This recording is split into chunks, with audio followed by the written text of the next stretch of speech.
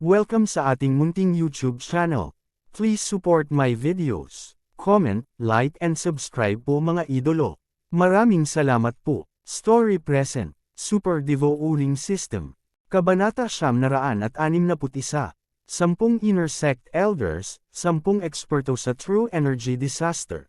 Nang inag ang puso ni Yezuan. Gayunpaman, kahit na naruroon si Yang Xin, hindi niya ito mapipigilan sa marahas na pambubugbog kay Guo Liang. Ngayon, mayroon talaga siyang plano, at iyon ay upang kontrolin si Guo Liang, upang maiwasan ang anumang hindi inaasahang problema sa hinaharap. Sige, tumahimik ang lahat. Isang nasa katanghaliang gulang na elder ang lumitaw sa hangin sa itaas ng training ground. Nang umalangaw ang boses niya, tumahimik ang lahat. Magsisimula na ang Inner Sect Examination, pero bago iyon, magkakaroon ng challenge round. Hanggat may magtatagumpay na hamunin ang isang Inner Sect na disipulo, direktang makapasok sila sa Inner Sect. Pagkatapos magsalita ng nasa katanghaliang gulang na elder, tumingin siya sa paligid at sinabing, may 50 disipulo sa Inner Sect dito, na ang pinakamahina ay nasa 6th grade human body disaster. Ang bawat tao ay isang beses lang mahahamon. Sino ang mauuna? Sa mga disipulo ng Inner Sect na dinala ng elders sa pagkakataong ito, mayroong 3 6th grade human body disaster expert. Ang lakas ng 3 taong ito ay medyo mahina. Sa makatuwid, may ilang makapangyarihang outer sect na disipulo na nakatutok sa kanila. Mauna na ako, mauna na ako. Sa sandaling matapos magsalita ang nasa katanghaliang gulang na elder, 3 tao ang agad na tumalon. Una ka, pangalawa ka, at huli ka. Casual na inayos ng nasa katanghaliang gulang na elder ang order para sa 3 tao. Ang 3 taong ito ay pawang nasa 6th grade human body disaster, at mayroon ding 3 6th grade human body disaster expert sa 50 inner sect disciples. Ang outer sect na disipulo na unang tinawag ay lumakad at inilibot ang kanyang tingin sa paligid, sa wakas ay nakarating sa isang inner sect na disipulo. Ang disipulong ito sa inner sect ay ang taong nakapasok sa inner sect noong nakaraang pagkakataon, at ang kanyang lakas ay ang pinakamahina. Senior Kuya, please lumabas ka at lumaban. Sigaw ng alagad ng outer sect. Sige, malakas na sumigaw ang mahabang buhok na binata na tinawag at lumapag sa entablado. Sa huling pagkakataon, hinamon din niya ang isang inner sect senior brother at nagtagumpay na makapasok sa inner sect. Gayunpaman, sa pagkakataong ito, siya ang tinawag. Para sa kapakanan ng mukha, kailangan niyang ilabas ang lahat. Kung matalo siya sa isang disipulo ng inner sect, iyon ay isang kaiyahiyang bagay. Pagkatapos ng lahat, mayroong libu-libong tao dito. Simulan na, sigaw ng nasa katanghaliang gulang na elder. Sa susunod na saglit, nagsimulang maglaban ang 2 6th grade human body disaster disciples. Sa simula pa lang ay inilabas na nilang dalawa ang kanilang buong lakas. Ang isa sa kanila ay gustong pumasok sa inner sect, habang ang isa naman ay gustong protektahan ang kanyang mukha. Kaya naman, wala silang nagawa kundi ang humarap sa isa't isa. Tumingin si Yezuan sa kanilang dalawa na may walang pakialam na ekspresyon. Gayunpaman, ang kanyang atensyon ay nasa Guo Liang. Sa sandaling ito, ang huli ay nakatingin din kay Yezuan na may mapanuksong ekspresyon. Ang titig na iyon ay tila nagsasabing, basura, kung maglakas loob kang hamanin ako ngayon, bubugbugin kita hanggang sa maparalisa ang kalahati ng iyong katawan. Sumulyap si Yezuan kay Guo Liang at hindi na siya pinansin pa. Biglang may sumulpot na figure sa gilid niya. Hehe, young master. Hindi alam kung kailan nasagasaan si Luoluo. Mahigpit niyang hinawakan ang braso ni Yezuan at humajijek. Nang makita ng grupo ng mga disipulo na nakatayo sa tabi ni Yezuan ang panloob na damit ng disipulo ni Luoluo, lahat sila ay umatras. Sabay-sabay, tumingin sila kay Yezuan ng may pagtataka. F***K, isang panlabas na disipulo na nakipag-ugnay sa isang senior sister ng mga panloob na disipulo. Isang magandang galaw, si Luoluo ay hindi tao. Nanginginig sa hangin ang kanyang nakadugtong na buntot. Paminsan-minsan, kinakamot niya ang baywang ni Yezuan. Nagliwanag ang mga mata ng mga tao sa likuran nila nang makita nila ito. Hindi lang tao ang nasa Holy Land. Marami pang ibang lahi. Gayunpaman, ito ang unang pagkakataon na nakakita sila ng isang cute na babae mula sa Fox Clan. Kung mapapangasawa nila siya, handa silang mawala ang 10 taon ng kanilang buhay. Nandito ang babaeng ito para gumawa ng mga kaaway para sa akin. Inilibot ni Yezuan ang kanyang mga mata. Si Luoluo ay isang panloob na disipulo, ngunit siya ay nakahawak sa braso ng isang panlabas na disipulo. Nakakuha ito ng atensyon ng maraming tao. Hindi lang iyon, tumingin si Guo Liang kay Yezuan na may galit na ekspresyon. Kung si Yezuan ay biolohikal na kapatid ni Luoluo, sinubukan niya sana siyang paboran. Gayunpaman, hindi magkapatid sina Yezuan at Luoluo. Ito ang dahilan kung bakit siya nagseselos. Sa kabutihang palad, sinabi sa kanya ni Yang Zin na si Luoluo ay isang birhen pa. Nang makita ni Elder Yang Zin ang eksenang ito, ngumuso siya at sinabing, "Luoluo, halika rito." Nang marinig ang mga salitang iyon, nagpout si Luoluo nang hindi sinasadya. Pagkatapos, dahan-dahan siyang lumutang. Hindi nagtagal, napagpasyahan ang kinalabasan ng labanan. Ang naghahaman ay nawala at nawala ng pagkakataong makapasok sa loob ng sekta. Tungkol naman sa inner sect disciple na na-challenge, nagawa niyang panatilihin ang kanyang mukha. Sumunod, ito ang pangalawang challenger. Ang kanyang kalaban ay isang inner sect disciple pa rin ng 6th level human body disaster. Senior Kuya, pakiusap. Junior Kuya, pakiusap. Sumiklab ang isa pang labanan sa entablado. Wala pang kalahating minuto, napagdesisyonan na ang kinalabasan ng labanan. Natalo na naman ang naghahaman. Ang mga nakapasok sa panloob na sekta ay pawang mga kilalang tao sa kanilang henerasyon. Paano sila madaling matalo? Sumunod, ito ang pangatlong challenger. Ang lakas ng ikatlong challenger na ito ay maaaring ituring na medyo mahusay. Malamang ay matagal na siyang nag-ipon ng lakas bago siya manalo. Very good. Sa wakas, may isang tao na nagtagumpay. Simula ngayon, isa kang inner sect disciple ng Bloodcliff sect ko.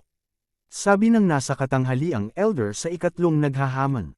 Salamat, kuya. Ang ikatlong panlabas na alagad ng sekta ay kinuyam ang kanyang mga kamaunang may paggalang. Sa ngayon, ang tatlong disipulo ng ika-6 na antas ng human body disaster ay hinamon.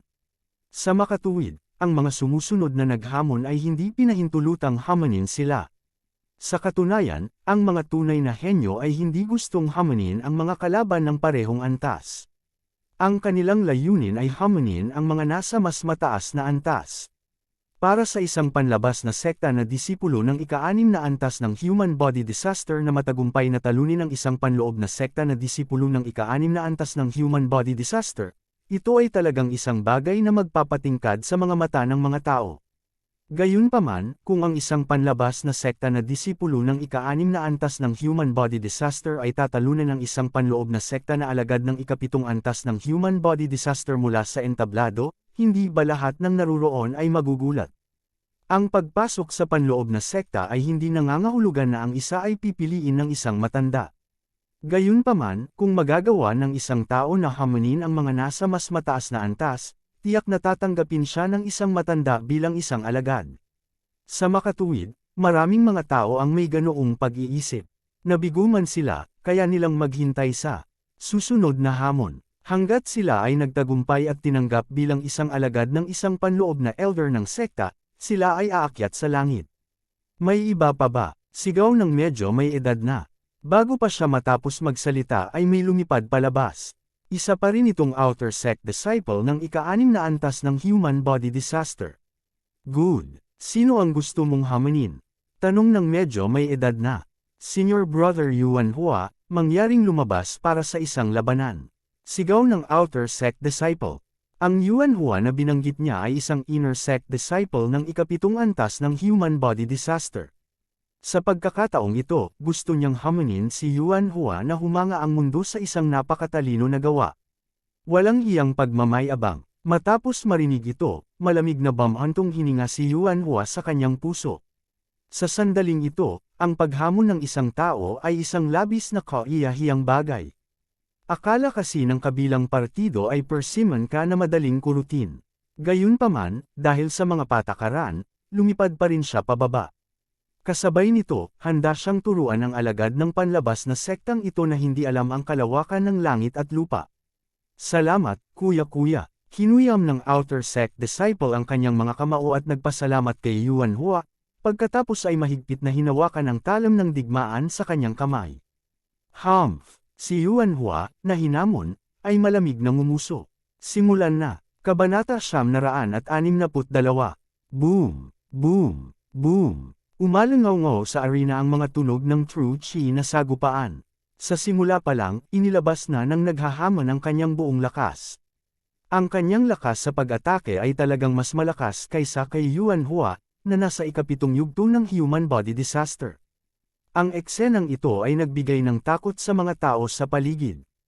Ang isa ay nasa ika-6 na yugto ng human body disaster habang ang isa ay nasa ikapitong yugto ng human body disaster. Gayunpaman, ang lakas ng pag-atake ng una ay talagang mas malakas kaysa sa huli. Ito ay bihira. Sa pagkakaiba ng isang yugto, ang pisikal na katawan at true chi ay magiging mas mahina kaysa sa kalaban. Gayunpaman, ang lakas ng pag-atake ng challenger na ito ay tiyak na hindi dahil sa ang sandata sa kanyang kamay ay isang talim. 13 Demon Exterminating Blades. Kabisado niya ang 13 Demon Exterminating Blades. Isang matalas na disipulo ang sumigaw sa alarma. Ang 13 Demon Exterminating Blades ay isang martial art na medyo mahirap masterin sa Blood Rock Sect. Ang lakas ng pag-atake nito ay napakalakas. Higit pa rito, kakaunti ang mga taong gumamit ng mga blades. Sa makatuwid, hindi maraming tao ang nakabisado nito. Gayunpaman, nagawa ito ng challenger na ito. Kaya itong martial art, not bad, not bad. Ang 13 Demon Exterminating Blades, bawat blade ay mas malakas kaysa sa nauna. I wonder how many blades Yuanhua can take. Ang nasa katanghaliang gulang na elder na lumilipad sa hangin ay Bamulong. Siya ay nagkaroon ng isang buong bagong antas ng paggalang para sa challenger na ito. Ito ay dahil ang 13 Demon Exterminating Blades ay nilikha niya. Kaya naman, naunawaan niya kung gaano kahirap na makabisado ang sining ng talam na ito. Sa arena, ika-6 na talam, ika-7 talam, ika-8 talam, si Yuanhua, na hinahamon, ay minamaliit ang kanyang kalaban sa simula pa lang. Bilang isang resulta, siya ay agad na nahulog sa isang dahado. Habang patuloy na ginagamit ang 13 Demon Exterminating Blades, ang kapangyarihan nito ay patuloy na tumaas. Sa ika-8 talam, walang pagpipilian si Yuanhua kundi ipakita ang kanyang tunay na lakas. Gayunpaman, sa oras na mag-react siya, huli na ang lahat. Ika-11 blade na pampatay ng demonyo. Bang! Ang atake ni Yuanhua ay madaling natalo. Kaagad pagkatapos, siya ay tinamaan ng 11th Demon Exterminating Blade at pinalipad. Sa kabutihang palad, ang kapangyarihan ng 11th Demon Exterminating Blade ay lubhang nabawasan ng kanyang pag-atake. Kung hindi, ang talim na ito ay sapat na upang hatiin ang kanyang katawan sa kalahati. Tagumpay ang hamon. Sinulyapan ng nasa katanghaliang gulang na lalaki si Yuanhua, na pinalipad, at nagpahayag. Hua! Nang masabi ang mga salitang ito, nagkagulo ang mga nakapaligid na alagad. Matagumpay na natalo ang isang panloob na disipulo ng ika-7 yugto ng human body disaster habang nasa ika-6 na yugto ng human body disaster. Ang kanyang kakayahan ay napakahusay. Nagsuka si Yuanhua ng dugo mula sa talam. Gumapang siya at tinitigan ng masama ang naghahaman. Gayunpaman, sa sandaling ito, hindi ka masama. Nalinang mo talaga ang 13 blades sa ganoong antas. I wonder kung payag ka bang maging alagad ko. Tanong ng nasa katanghaliang elder sa naghahaman. Hua, isa pang kaguluhan ang sumiklab sa karamihan. Matanda, tanggapin ang isang alagad. Payag ang alagad na ito. Nagmamadaling yumuko ang naghahaman. Sige, ang nasa katanghaliang gulang na lalaki ay tumango bilang kasiyahan. Dalubhasa siya sa true energy disaster, kaya natural niyang nasabi na ang challenger na ito ay hindi lamang nagal-inang ng 13 demonic exterminating blades hanggang sa tuktok, ang kanyang diskarte sa paggalaw ay napakahusay din. Higit sa lahat, ang challenger na ito ay pilit na pinigilan ang kanyang kaharian hanggang sa ika-6 na antas ng human body disaster. Pagkatapos ng araw na ito, tinansya niya na maitawid niya ang ika-7 antas ng human body disaster sa wala pang 2 o 3 araw. Congratulations, congratulations! Kinuyam din ng mga matatanda sa gilid ang kanilang mga kamao at sinabing, Ngayon, sa wakas ay naunawaan ng mga nakapaligid na outer sect disciples na ang naghahaman ay may pinag-isipang plano dahil ang demon exterminating 13 blades ay nilikha ng nasa katanghaliang gulang na elder. Ito ay talagang isang magandang plano. Sige, magpatuloy ang hamon. Ang nasa katanghaliang elder ay nasa mabuting kalooban dahil tinanggap niya ang isang alagad na may magandang potensyal. Kaagad pagkatapos, tumalon ang isa pang tao at hinamon ang ikapitong antas ng Human Body Disaster Inner Sect Disciple. Gayunpaman, ang naghahamon na ito ay nasa isang kahabag-habag na kalagayan at lubos na natalo. Isa siyang tipikal na halimbawa ng labis na pagpapahalaga sa sarili niyang lakas. Pagkatapos ng disipulong iyon na may natatanging pamamaraan ng talam, maraming iba pang mga tao ang nagtagumpay sa kanilang mga hamon. Siyempre, may mga nagmadali sa kanya. Kung tutuusin, may mga bagay na hindi alam ng iba. Young Master, hindi ka ba aakyat? Sinabi ni Luo Luo, na nakatayo sa tabi ni Yang Xin, sa kanyang isip. Aakyat na ako ngayon, sagot ni Ye Zuan. Sa sandaling ito, isang tao ang natalo at umalis sa entablado. May iba pa bang gustong humamon? Sigaw ng medyo may edad na. Oo. Matapos dumaan sa 10 challenger, naramdaman din ni Ye Zuan na oras na para umakyat siya sa entablado. Sa sandaling iyon, tumugon siya at direktang nagmamadali. Si Guo Liang ay nakatingin kay Ye Zuan na may mapanuksong ekspresyon. Akala niya ay natakot si Ye Zuan, ngunit nang makita niyang lumabas si Ye Zuan, hindi maiwasang lumiwanag ang kanyang mga mata. Maaaring nagbibiro si Ye Zuan nang sabihin niyang gusto niya siyang hamunin kahapon, kaya hindi na umaasa si Guo Liang. Gayunpaman, hindi magbabago ang target ni Ye Zuan. Ikalimang antas ng Human Body Disaster. Panipi. Nang lumabas si Ye Zuan, nagulat ang lahat ng matatanda. Brat, yung mga na-challenge hindi na mapipili. Sabi ng nasa katanghaliang elder kay Ye Zuan. Maraming salamat sa paalala. Matanda. Nagpasalamat si Ye Zuan sa kanya, pagkatapos ay tumingin kay Guo Liang at sinabing, Senior Brother Guo, bumaba ka at lumaban. Bang! Nang lumabas ang mga salitang ito, lahat ng naruroon ay nagulat. Gusto talaga siyang hamunin ni Ye Zuan. Ang ikalimang antas ng Human Body Disaster ay isang bagay na humahamon sa ikapitong antas ng Human Body Disaster, ngunit gusto pa niyang hamunin si Guo Liang, na medyo malakas. Pagod na ba siya sa buhay? Buti, ang lakas ng loob mo. Sigaw ni Guo Liang at diretsyong lumapag sa stage. Matagal niyang hinihintay na sabihin ni Ye Zuan ang mga salitang iyon. Sigurado ka bang gusto mong hamunin si Guo Liang? Sumimangot ang nasa katanghaliang elder at nagtanong. Oo, si Ye Zuan ay time na sumagot. Mabuti, ang nasa katanghaliang gulang na elder ay hindi na nagsalita pa at sinabing, kung gayon, magsimula na tayo. Sa mga nakaraang round, magsisimulang mag-away ang dalawang tao sa entablado nang tumunog ang boses ng medyo may edad na. Ngunit sa pagkakataong ito, hindi ito nangyari. Tumingin si Guo Liang kay Ye Zuan na hindi alam ang kalawakan ng langit at lupa at sinabi sa mahinang boses, kahit ano pa ang relasyon mo kay Luo Luo, kailangan mo lang tandaan na si Luo Luo ang tiyak na magiging babae ko sa hinaharap. Hehe, ang asawa ni Luo Luo sa hinaharap ay tiyak na hindi ikaw. Malamig na tumawa si Ye Zuan. Maghintay tayo at tingnan. Ang mga mata ni Guo Liang ay biglang nagpakita ng bakas ng lamig. Hindi naman masama ang talento ni Ye Zuan, ngunit dahil pinukaw niya ito, kailangan niyang mamatay ng maaga. Shoo! Sa isang iglap, kumilos si Guo Liang. Isang matalim na liwanag ng espada ang dumaan patungo kay Ye Zuan.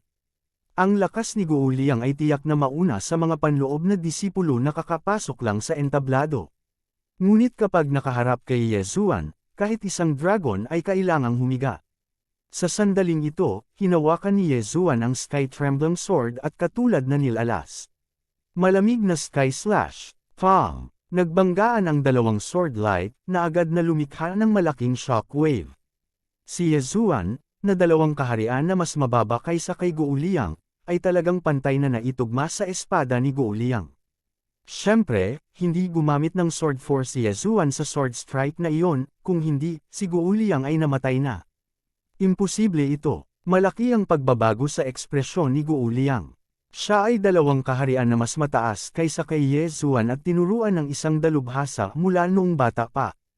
Paanong hindi niya magagawang manalo laban sa isang 5th grade human body disaster brat?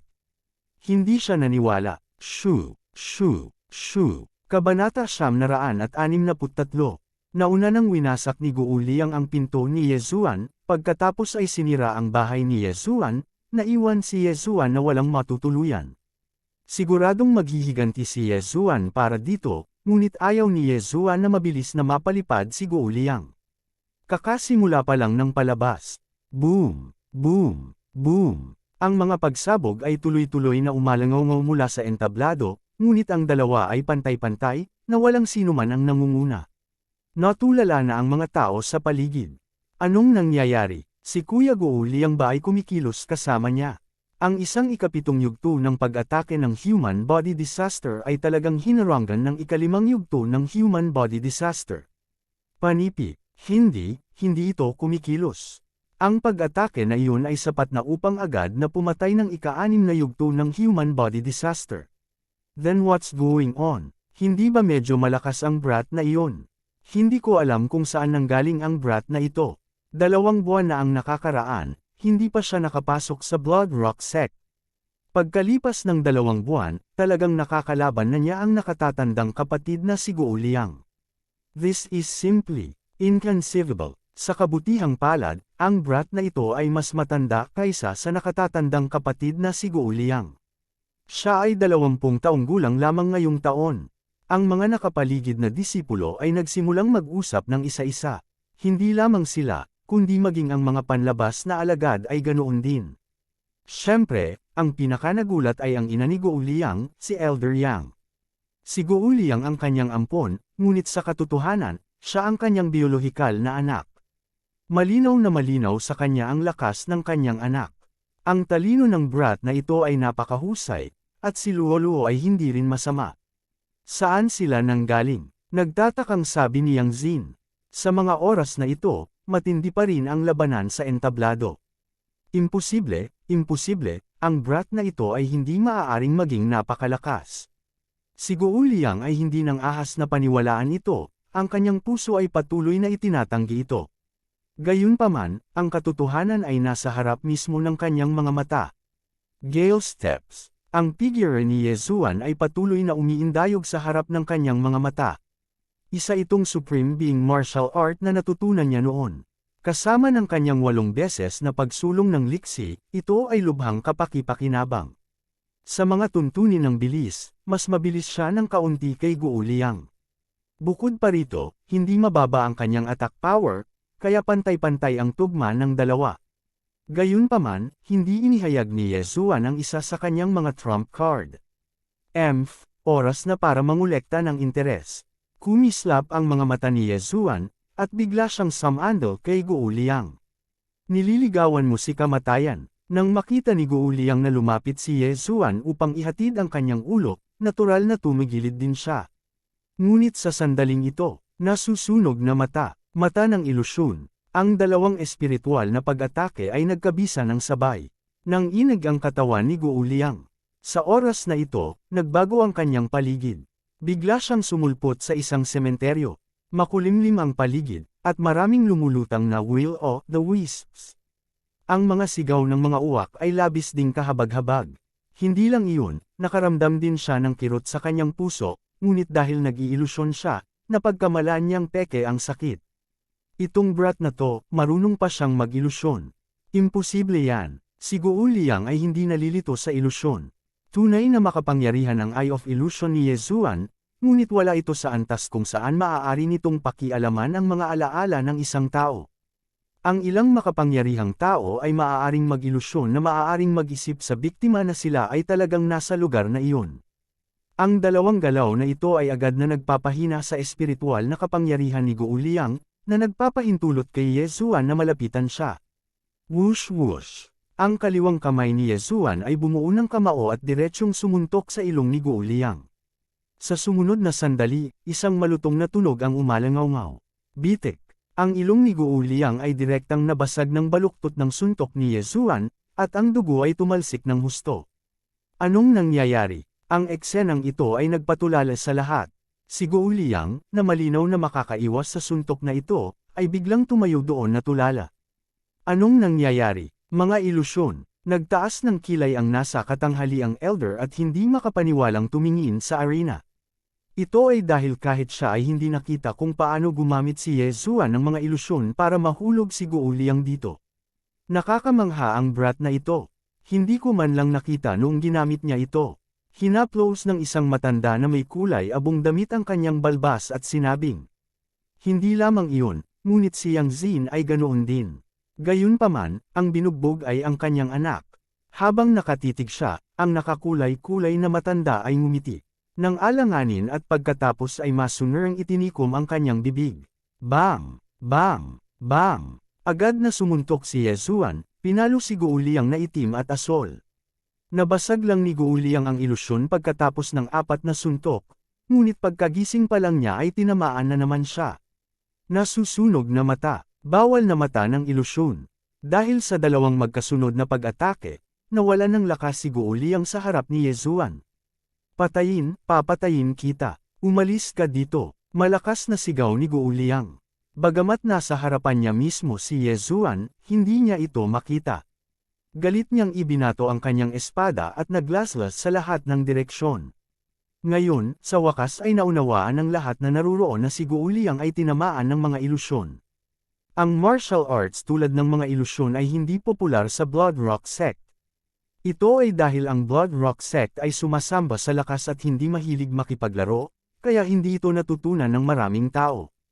Ang Burning Eye ni Yezuan at Forbidden Eye of Illusion ay masyadong mapanlinlang. Walang makakapigil sa kanila, maliban kung ang kalaban ay bulag o may Eye of Perception. Noon lang sila makakalaban sa kanya. Dahil dito, hindi matatalo si Yezuan. Bang! Bang! Bang! Umalangaw-ngaw ang sunod-sunod na mga tunog habang madaling naiwasan ni Yezuan ang mga hindi nakatarget na pag-atake ni Guo Liang. Pagkatapos, damapo ang kanyang mga kamao sa mukha ni Guo Liang. Hindi lang itim at asul ang nabugbog ng huli, naputol pa ang dalawa niyang ngipin. Natahimik ang buong lugar. Ang mga tao sa paligid ay hindi makapagsalita. Ganap na nakakalimutan ang tungkol sa ilang mga bagay. Si Yezuan ay nasa ika-5 antas lamang ng Human Body Disaster. Si Guo Liang ay nasa ika-7 antas ng Human Body Disaster. Isang panlabas na disipulo sa ika-5 antas ng Human Body Disaster na tinalo ang isang panloob na disipulo na kakaunti ang kalaban sa ika-7 antas ng Human Body Disaster. Ito ang unang pagkakataon na nakakita sila ng ganitong eksena. Bukod dito, narito pa rin ang amo ni Guo Liang. Ang bawat suntok ni Yezuan ay tila damapo sa mukha ni Elder Yang Xin. Baliw talaga ang brat na ito. Naisip ng isang elder. Alam niya ang tungkol sa relasyon ni Guo Liang at Elder Yang Xin, pati na rin ang marami pang bagay. Hindi ito lihim sa mga nakatataas na echelon ng Blood Rock Sect. Sa harap ni Elder Yang Xin, binugbog ni Yezuan ang sarili niyang anak na si Guo Liang. Hindi nila alam kung tatawaging ignorante o ignorante si Yezuan. Gayunpaman, ang hindi nila inaasahan ay alam ni Yezuan ang tungkol sa relasyon ni Guo Liang at Yang Xin.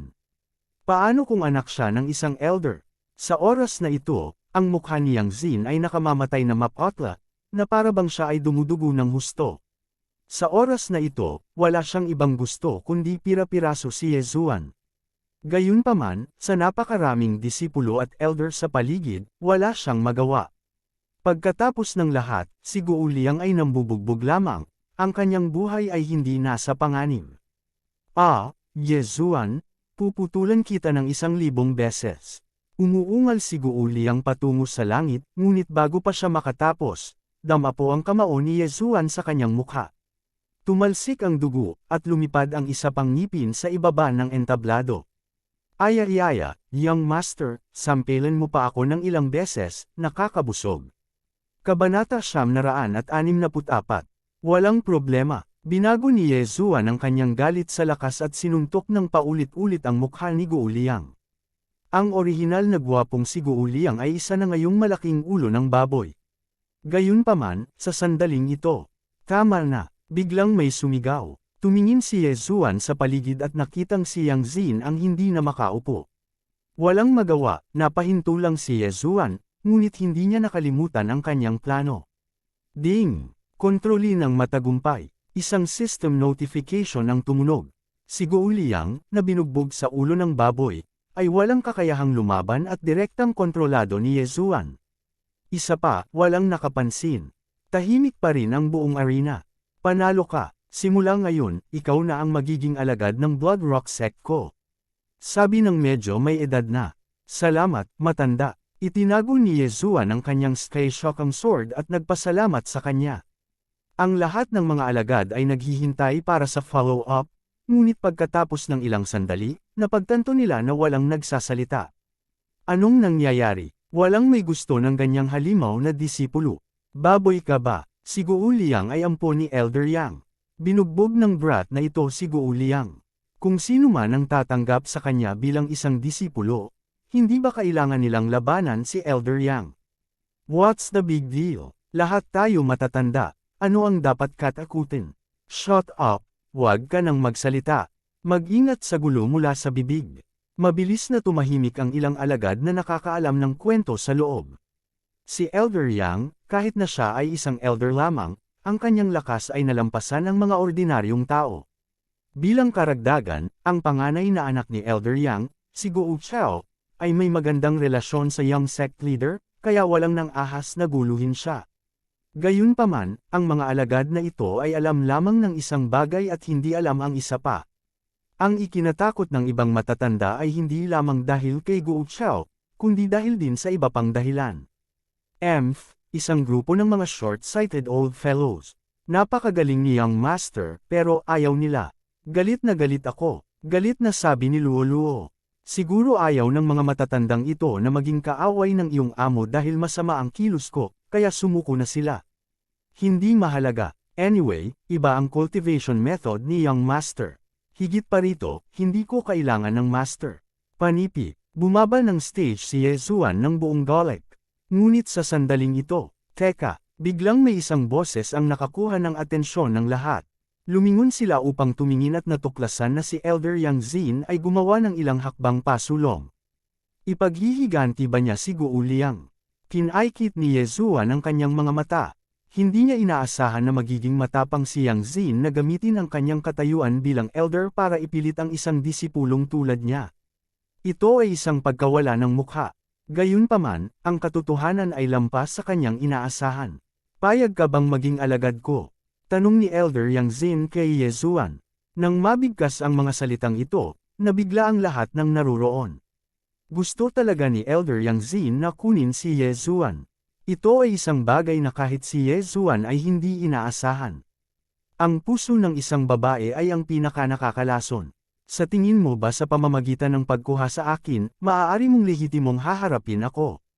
Nakita ni Ye Zuan ang panloloko ni Elder Yang Zin at agad na tumanggi, paumanhin, Elder Yang. Hindi ko alam kung paano ko kontrolan ang aking lakas at bugbugin si Senior Brother Guo. Mag-isa lang akong maglilinang.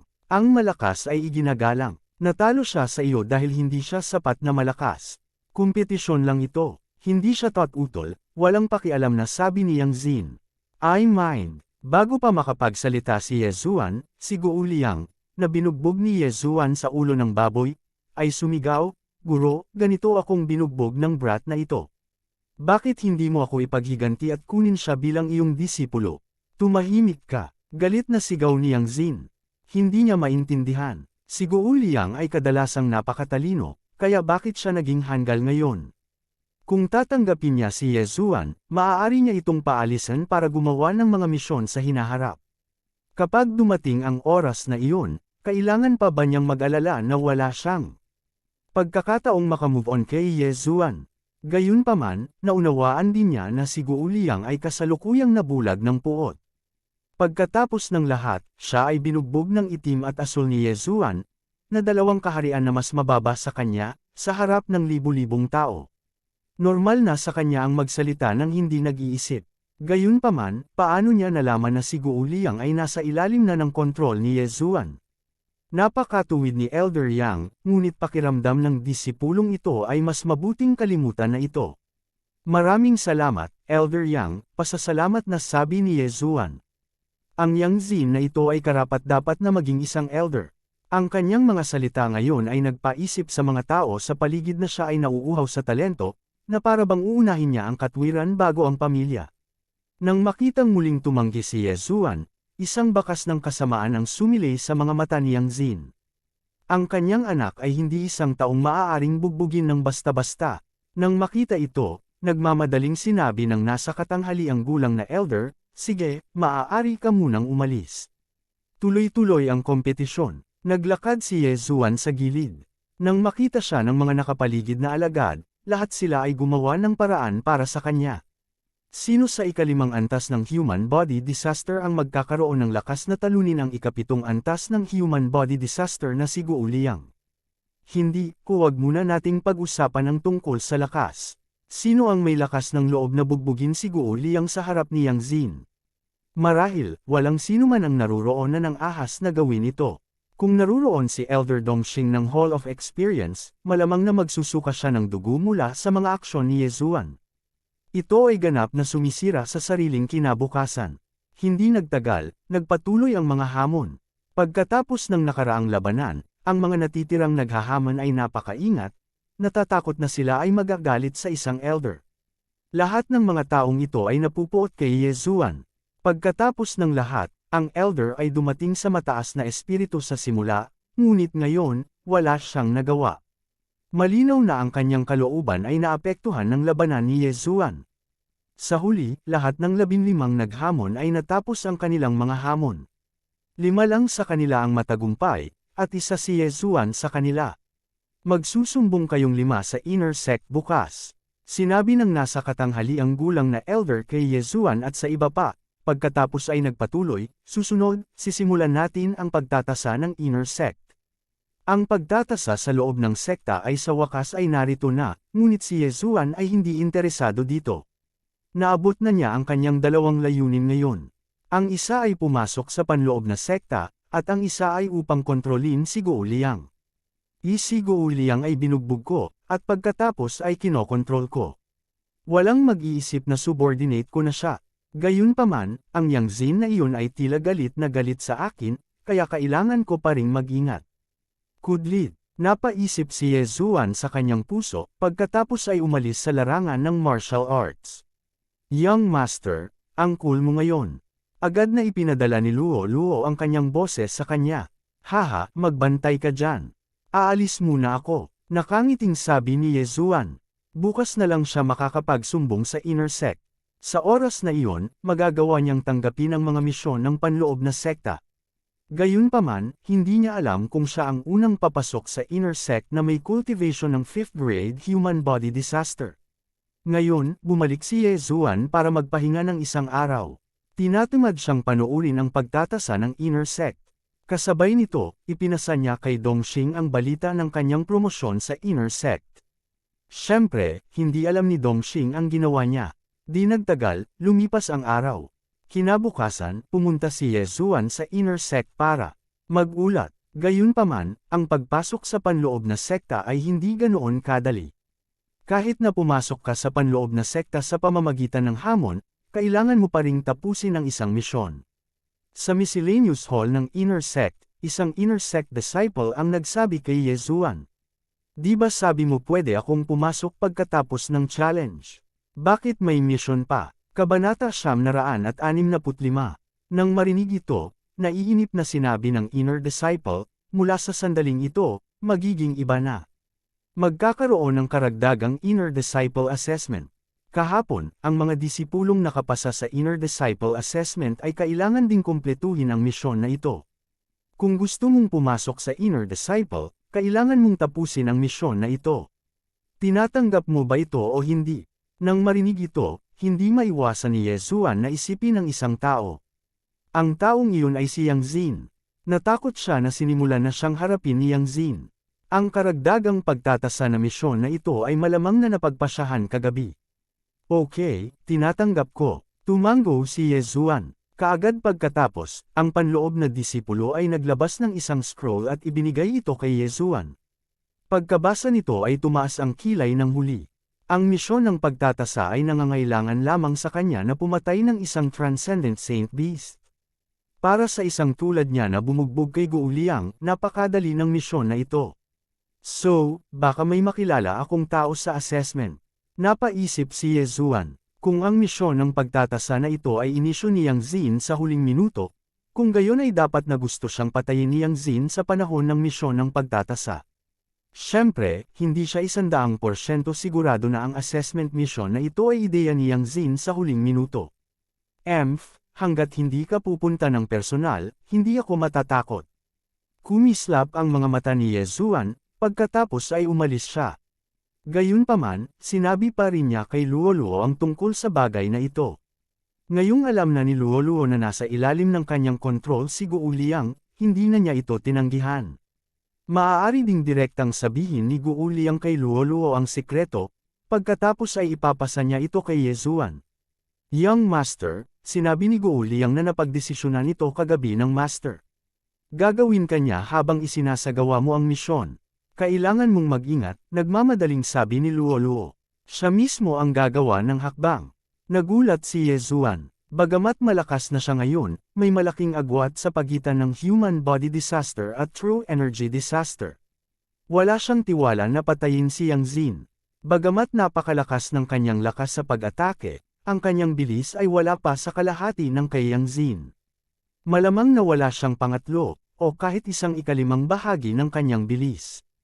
Hindi, human body disaster lang, sagot ni Luoluo. Oh, dahil walang eksperto sa true energy disaster, ayos lang, mahinahong sabi ni Yezuan. Oo, ingat ka, muli siyang pinaalalahanan ni Luoluo. Hindi siya nag-aalala tungkol sa pagharap sa lakas ni Yezuan. Bukod dito, mayroon pa ring clone si Yezuan sa Eastern Continent, kaya hindi siya mamatay. Matapos tanggapin ang misyon, agad siyang umalis sa Blood Rock Sect. Ang target niya sa pagkakataong ito ay 1 o 2 araw ang layo sa Blood Rock Sect. Kailangan niyang pumatay ng Snow Mountain Ape at ibalik ang bangkay nito. Pagkatapos umalis sa Blood Rock Sect, dumiretso siya sa 10,000 Snowy Mountains. Kung ang Yang Zin na iyon ay gustong kumilos sa akin, tiyak na magkakaroon ng mga disipulo na nagkataon na makikilala ako. Kinaikit ni Yezuan ang kanyang mga mata, ngunit hindi niya ito gaanong pinansin. Sa kanyang lakas, siya ay halos hindi matatalo sa panloob na sekta. Ang sinumang gustong pumatay sa kanya ay kailangang maging handa na papatayin niya. Ang limitasyon sa oras para sa misyong ito sa pagpasok ay 7 araw. Kung bumiyahe siya ng buong bilis, maaabot niya ang Manyeb na bundok sa 1 araw. Gayunpaman, upang hayaan ang kabilang partido na makahabol, kusa siyang bumagal. Gayunpaman, matapos ang kalahating araw na pagtakbo, wala siyang nakitang humaharang sa kanyang dinadaanan.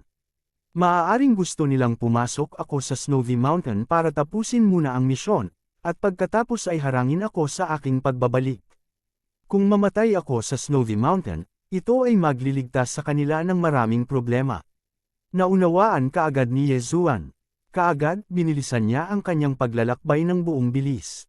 Pagkaraan ng 1 araw, nakarating siya sa bundok na Niebe. Ang nalalatagan ng Niebe na bundok ay tahanan ng isang malaking bilang ng mga Transcendent Saint Beast. Gayunpaman, ang target ni Yezuan, ang Snow Mountain Ape, ay nasa paligid lamang, kaya hindi na niya kailangang lumalim.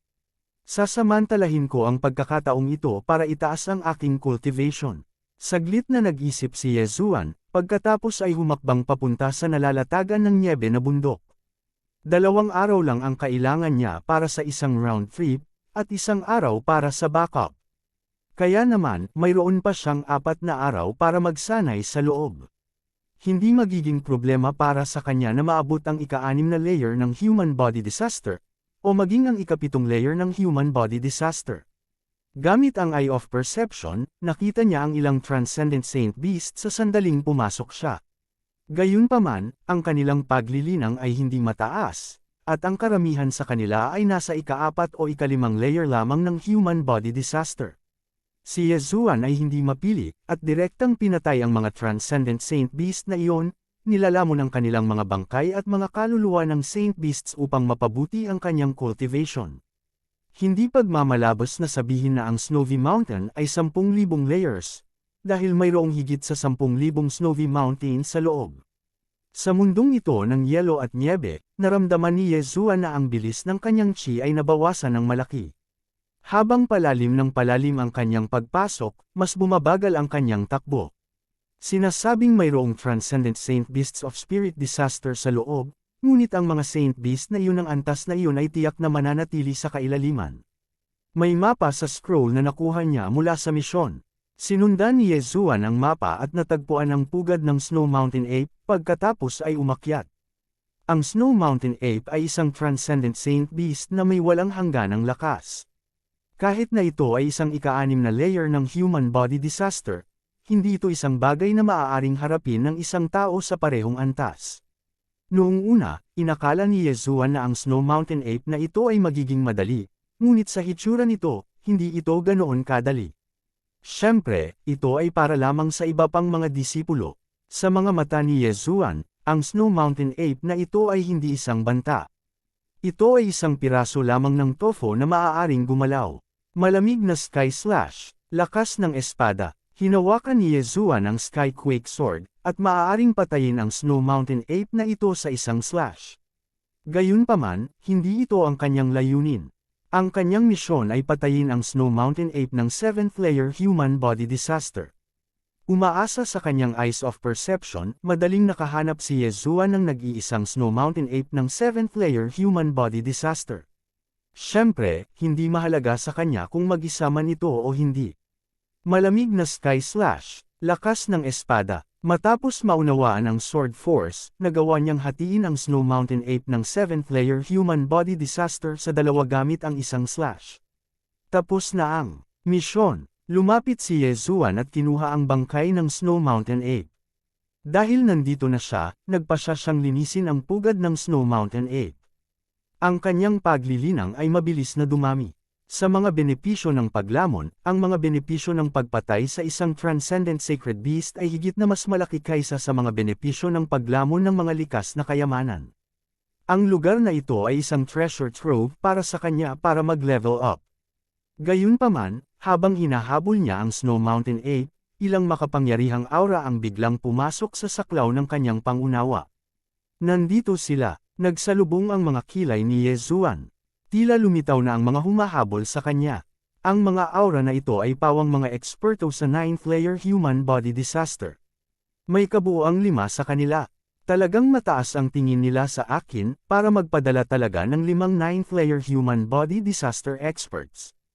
Hindi napigilan ni Yezuan ang buntong hininga sa kanyang puso. 5 9th layer human body disaster experts. Malamang na sila ang pinakamataas na disipulo ng Blood Rock Sect. Para talagang magpadala ng 5 9th layer human body disaster expert para habulin ang isang 5th layer human body disaster expert na tulad niya, talagang nakakita sila ng multo. Mabilis na sumugod silang 5 sa kanya. Tumigil si Yezuan sa kanyang ginagawa at tumingin sa kanila. Kabanata 966. Gayunpaman, ang ikinagulat ni Yezuan ay ang 5 taong ito ay hindi nakasuot ng uniforme ng Blood Rock Sect. Sa halip, nakasuot sila ng orange-red robe na may malaking apoy na nakaguhit sa kanila. Mga alagad ng Blood Rock Sect. Panipi, ang pinuno ng grupo, isang nasa katanghaliang gulang na lalaki, ay tumingin kay Yezuan at hindi maiwasang mapasenggal. Gayunpaman, sa susunod na sandali, lumingon siya at sinabing, hindi siya iyon. Fair na. Kaagad pagkatapos, sinundan ng iba pang 4 na tao ang nasa katanghaliang gulang na lalaki at umalis, naiwan ang isang nakatulala na si Yezuan. Noong una ay inakala ni Yezuan na ang 5 taong ito ay mga disipulo ng Blood Rock Sect na dumating upang patayin siya. Gayunpaman, hindi niya inaasahan na hindi sila. Kung gayon, ano ang sitwasyon sa 5 taong ito? Sinasabi na may ilang makapangyarihang puwersa sa paligid ng Blood Rock Sect. Ang isa sa kanila ay tinatawag na Blazing Fire Manor. Ang mga tao ng Blazing Fire Manor na ito ay nagsusuot ng naglalagablab na apoy na damit at nagsasanay ng naglalagablab na fireblade techniques. Tila ang 5 taong iyon ay mula sa Blazing Fire Manor. Napaisip si Yezuan sa kanyang sarili. Ang Blazing Fire Manor ay mas malakas kaysa sa Blood Rock Sect. Ang 5 ikasyam na baitang eksperto sa human body disaster ay walang halaga sa Blazing Fire Manor. Gayunpaman, ang hindi naintindihan ni Yezuan ay ang 5 taong ito mula sa Blazing Fire Manor ay tila may hinahabol. Ang pagpatay ni Yezuan sa Snow Mountain Ape ay halatang nakakuha ng atensyon ng 5 taong ito. Gayunpaman, hindi niya alam kung sino ang kanilang hinahabol. Out of curiosity, napagpasyahan niyang habulin sila. Dahil tapos na ang misyon ko, susundan ko sila at titingnan. Napaisip si Yezuan sa kanyang sarili. Pagkatapos, hinabol niya ang 5 eksperto mula sa Blazing Fire Manor. Kasalukuyang gabi na, ang 5 taong ito ay naghahanap. Sumunod si Yezuan sa likuran nila at nagtago ng husto. Hindi siya natuklasan ng 5 taong ito. Nalasan ang lalaking iyon. Hindi na siya dapat tumakbo ng malayo. Bakit hindi natin siya mahanap? Nagtatakang sabi ng nasa gitnang edad na nangunguna. Siguro nagtatago siya. Ang lalaking iyon ay nagsasanay ng Snowwind Movement Technique. Ang mga snowy mountain na ito ay bagay na bagay para itago niya. Kung gayon, ano ang dapat nating gawin? Hindi natin maaaring hayaang lumipad ang isang nilutong itik. Ituloy ang paghahanap. Naghiwalay ang 5 tao at nagsimulang maghanap. Nakatago si Yezuan sa snow. Dinig na dinig niya ang usapan nila. Gayunpaman, sa sandaling ito, bigla niyang naramdaman na may pang-6 na tao na gumagalaw sa loob ng kanyang saklaw. Hindi kaya ito ang taong hinahanap ng 5 tao mula sa Blazing Fire Villa? Nagtaas ng kilay si Yezuan. Gayunpaman, nang magsimulang kumilos ang ika-6 na tao, may biglang sumigaw, natagpuan siya.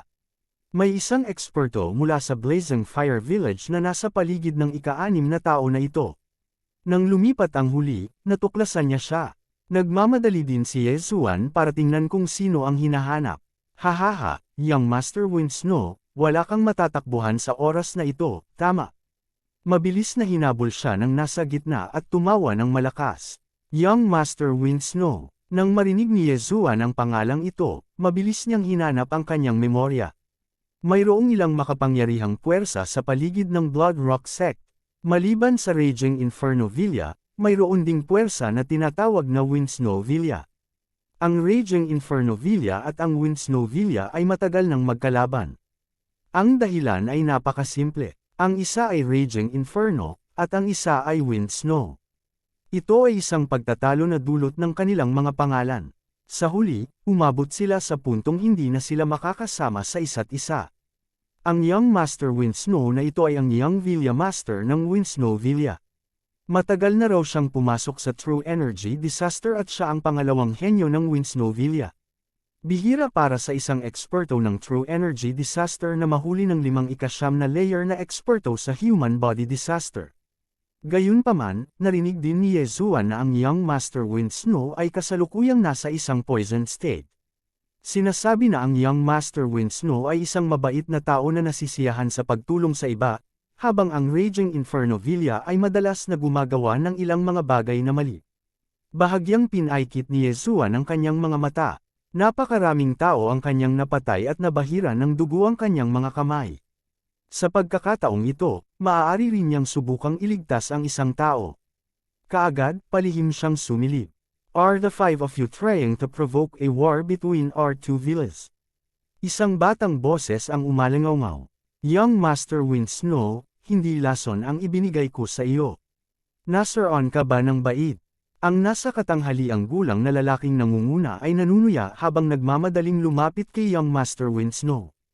Ang Young Master Windsnow ay hindi sinasadyang nalasan ng mga tao ng Blazing Fire Villa gamit ang kasuklam-suklam na paraan, na naging dahilan upang mahulog ang kanyang kaharian sa ika-9 na layer ng Human Body Disaster. Kaakibat ng katotohanang nalasan siya, pinili niyang tumakas. Huwag mong isipin na tiyak na mamamatay ako dahil lang sa nalasan ako. Sa tingin mo ba wala akong talisman na negil iligtas buhay sa akin?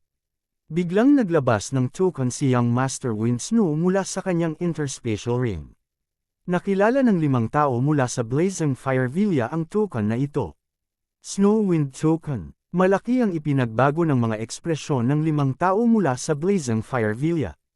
Ang Snowwind Token ay isang kakaibang kayamanan na maaaring biglang bumagsak ng makapal na nyebe mula sa langit at pagkatapos ay i-condense ito sa mga ice blades para atakihin ang kalaban. Bukod dito, ang lugar na ito ay isang 10,000 layer ng Snow Mountain, kaya ang kapangyarihan nito ay tataas ng husto. Ang Snowwind Token na ito ay sapat na upang patayin ang 5 eksperto ng Raging Inferno Villa. Damn it, binigay talaga ng matandang yun sa batang to. Ang nasa gitnang gulang. na lalaki sa pangunguna ay may malungkot na ekspresyon. Gayunpaman, sa sandaling ito, may biglang humakbang pasulong at nagsabi, "Pinatay ng bastard na iyon mula sa Snowwind Villa ang aking nakababatang kapatid noong nakaraang buwan. Papatayin ko siya at ipaghihiganti ang aking nakababatang kapatid." Matapos makita ang Snowwind token, nagawa pa rin ng taong ito na lumabas. Natural, handa siyang mamatay. Nagdilim ang ekspresyon ng nasa katanghaliang gulang na lalaki at agad itong sumagot, "Okay." Unang umatras silang apat at hinayaan ang taong ito na makipaglaban kay Young Master Windsnow. Kung ginamit ni Young Master Windsnow ang Snowwind token, wala na siyang trump card at kailangan niyang ipagpalit ang isang buhay para sa isang buhay. Hindi inaasahan ni Young Master Windsnow na makakagawa ng countermeasure ang kabilang partido. Agad niyang hinawakan ang Snowwind token at inihanda itong gamitin para patayin silang lima. Gayunpaman, sa sandaling ito, whoosh! Biglang umalangaw-ngaw ang isang nakakatusok na tunog. Sinota, ang nasa katanghaliang gulang na lalaki sa pangunguna ng Raging Inferno Villa ay sumigaw sa mahinang boses. Gayunpaman, sa isang kisap mata, isang malamig na liwanag ang tumama patungo sa ekspertong nasa harapan niya. Swish! Sa isang iglap, ang eksperto na handang mamatay kasama si Young Master Windsnow ay namatay ng malungkot. Ngayon lang, nakatuon ang atensyon niya kay Young Master Windsnow, kaya mabagal ang reaksyon niya at napatay siya sa isang sneak attack. Ang taong umatake sa kanya ay natural na si Yezuan na nagtatago sa paligid. Matapos patayin ang isa sa kanila, lumabas si Yezuan mula sa kadiliman. Matapos siyang makita, nagulat ang apat na tao mula sa Raging Inferno Villa. Hindi ba ang taong ito ang disipulo ng Blood Rock sect na nakita nila ngayon? Nililigawan mo si kamatayan.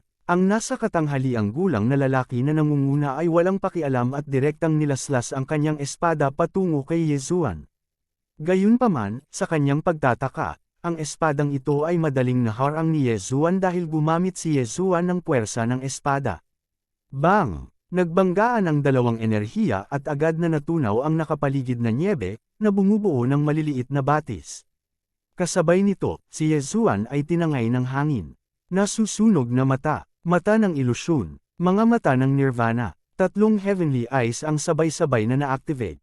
Gulat na gulat pa rin ang nasa katanghaliang gulang na nangunguna at napatay ng eyes of nirvana. Sa apat, kulang ng isa, tatlo na lang ang natira. Lakas ng espada, Kabanata 967. Ang ikalimang antas ng human body disaster ay nagawang labanan ang ikasyam na antas ng human body disaster sa isang draw. Ito ang lakas ng espada. Siyempre, malaki rin ang naiambag ni Wei Zhenchen. Kung si Wei Zhenchen ay nasa ikatlong baitang unang hakbang na pinakamataas na espiritual na kayamanan, maaaring hindi ito sapat. Gayunpaman, pagkatapos lamunin ni Wei Zhenchen ang Crimson Stone Giant, tumalon ito ng 3 grado at naging pang-6 na baitang pinakamataas na espiritual na kayamanan. Sa sandaling ito, nagulat din si Young Master Windsnow. Hindi niya inaasahan na may iba pang nagtatago sa paligid. Higit pa rito, upang mapatay ang dalawang eksperto sa human body disaster sa ikasyam na antas sa isang kisap mata, talagang nakakatakot ang kanyang lakas. "Sir, pakipatay po silang tatlo. Pagkatapos nito, siguradong gagantimpalaan ko kayo." Nagmamadaling sabi ni Young Master Windsnow. Sa ngayon, si Yezuan ang kanyang negil iligtas buhay na dayami. Kung hindi lalabas si Yezuan, kailangan niyang gamitin ang Snowwind token. Okay, direktang sumagot si Yezuan. Ngayon lang, napatay niya ang dalawa at nakuha ang kanilang universe rings.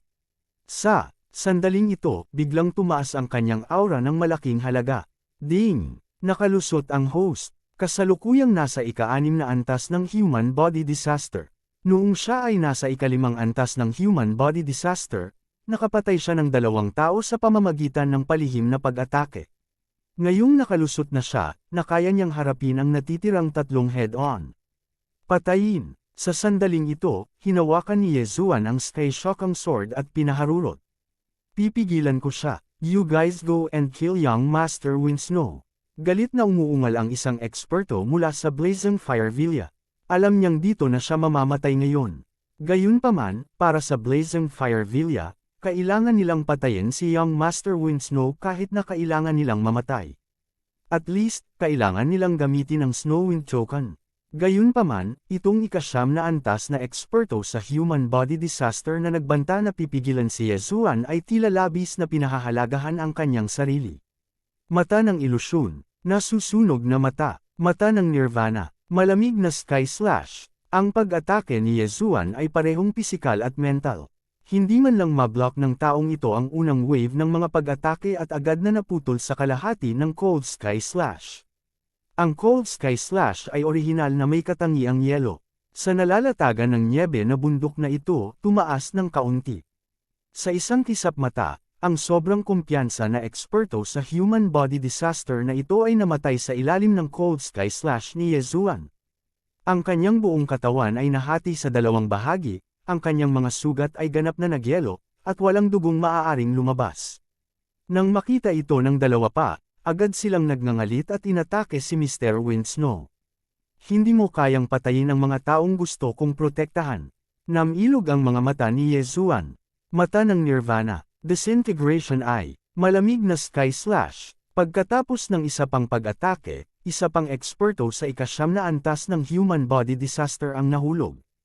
Para sa natitirang tao, naglunsad na siya ng pag-atake kay Young Master Wind Snow. Snowwind Sword Technique, Raging Fire Saber Technique, dalawang agos ng totoong enerhiya, isang yelo, isang apoy, ang nagbanggaan sa isa't isa. Kahit na ang pagtatanim ni Young Master Snowwind ay nahulog sa human body disaster, napakalakas pa rin niya. Ang pagharang sa sword strike na ito ay hindi problema para sa kanya. Bang! Sa kalangitan ng gabi, isang pula at asul na bulaklak ang namumulaklak. Ang full-powered sword strike ni Young Master Feng Zhu ay nalutas ang sarili niyang krisis. Kasabay nito, binili rin nito si Yezuan ng ilang panahon. Mamatay, kumislap ang mga mata ni Yezuan habang nagpadala siya ng Cold Sky Slash na naglalaman ng Minute Realm Sword Momentum.